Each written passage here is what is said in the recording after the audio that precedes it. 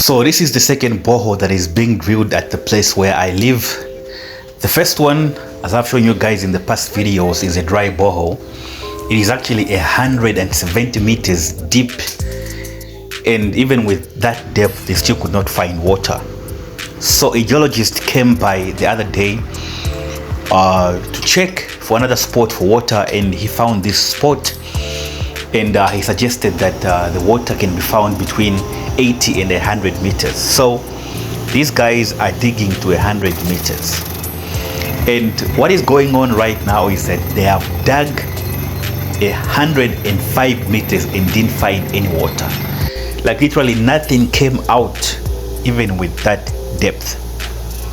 So the very next day I threw a stone inside the hole and I could actually hear some water splashing. So we put a string down there with a bottle to check how far we would hit water, and we found the water at 97 meters.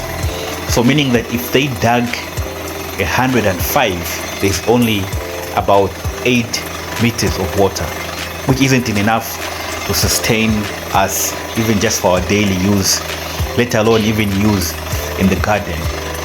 It's been a real struggle, and that is the reason why I haven't been gardening, because without water it is just so difficult. And even just for the water that we use in the house, we actually have to go and pay at our neighbor's house to get a few containers that we put in basins and other containers in the house.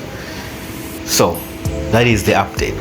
Until I can figure out this water situation, I don't think that I can manage to garden anymore. Cheers.